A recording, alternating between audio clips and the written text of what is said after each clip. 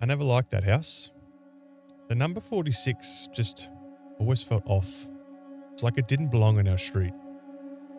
The paint was the same beige as every other unit in the row. The lawn was just as manicured, but the windows were too dark and the curtains never moved. No one ever saw who lived there. Not really. We just called him the man at number 46. No one knew his name and no one spoke to him. But somehow, everybody knew his schedule.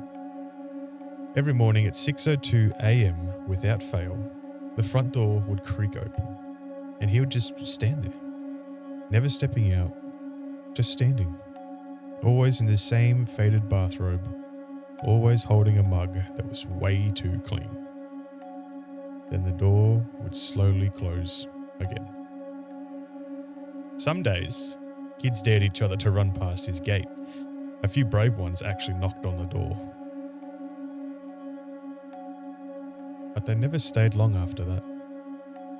Some even moved schools, and one of them refused to talk for 6 months. It became a kind of urban legend, until it wasn't. Until I moved next door.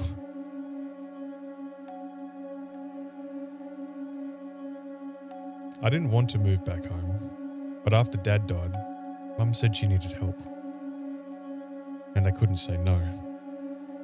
The city was wearing me thin anyway, and I told myself the quiet would do me some good.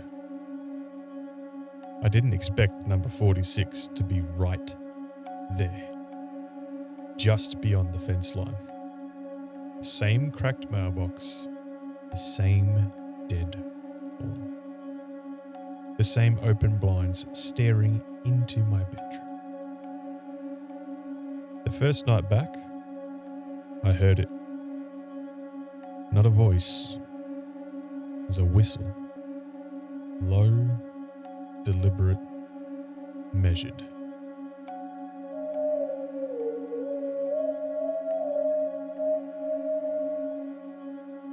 Came from his side of the fence. And then silence. The next morning I went outside. His front door was closed, but the blinds in the living room had shifted only slightly. Just enough to suggest movement. I tried to forget it. I just told myself I was being paranoid. Stressed maybe. The brain sees patterns in static when it wants answers. But then things started appearing on my porch. Once it was a single black feather. Another time it was a VHS tape with no label. Another one was a news clipping from 1997. It was about a house fire, a child, no survivors. I didn't know what to make of it. All of it was placed neatly by the door before sunrise. It was always before 6:02 a.m. I never heard him. I never saw him place them there. I only ever heard the whistle, followed by silence. And then the package would be there. I should have left it all alone, but the fourth gift broke me. It was a photograph of me, standing in my bedroom from outside the window. The timestamp was 4:12 a.m. and the man at number 6 had been in my yard. I called the police. They came and took notes. And they said that he was just a quiet man, no criminal record. He'd lived there for decades. He's probably just harmless. I showed them the photo and they said it could have been faked. That if I wanted them to press charges, I'd need more than just a blurry Polaroid. They didn't see what I saw. The reflection of his eyes in the window. Too wide. Too bright. Just too wrong. I bought blackout curtains that night. The 5th night, I stayed awake with a kitchen knife in my lap. And at 6:02 a.m., the door creaked. And this time, it didn't close. I waited. Seconds stretched, then minutes. Still, the door just hung open, as if it was waiting for me to notice. So I did. I stepped outside and walked across the lawn, and for the first time in my life, I stood at the threshold of number 46. The air was cold. Inside, the house was wrong. Everything was perfectly clean but dusty. Like it hadn't been touched in years. Furniture was covered in plastic. The carpet crunched underfoot. I called out and no response.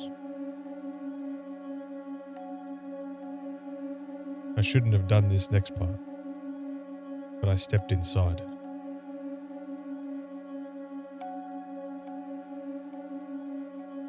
The door slammed behind me. I spun, but it was locked. The chain latch had slid into place by itself. That's when I noticed. Every wall had a mirror. Tall ones, bent ones, and antique ones with spots of rust where silver had flaked off. Each mirror showed the same room, but I wasn't in any of them. None of them.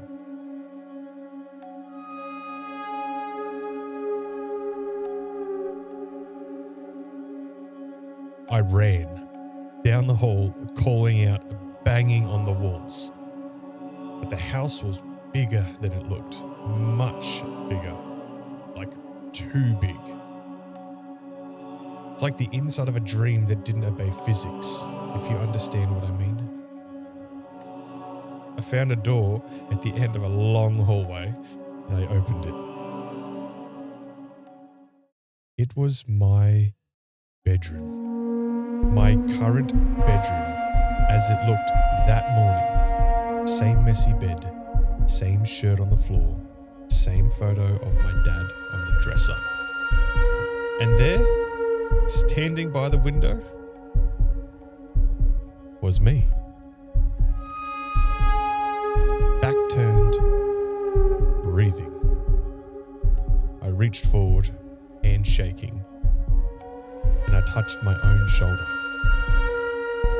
And then I saw his eyes in the reflection.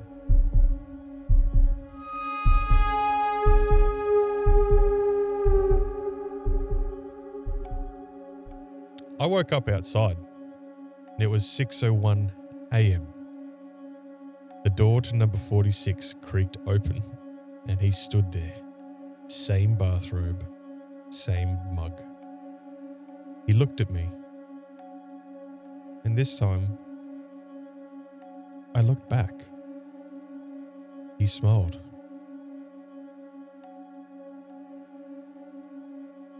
I don't sleep anymore, and I keep the lights on. I keep all the doors locked.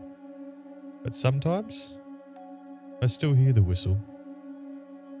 And every now and then, my bedroom changes. Just slightly though. One photo turned, one drawer open. Like someone's been in there. Like someone still lives there. Like someone remembers. Thank you for listening. This story was written and narrated by me, Bax. If it lingered with you and if it followed you into the quiet, then maybe you're beginning to understand what these whispers really are. Subscribe if you haven't and leave a comment if you're still here. There's more coming, and some of it was never meant to be told.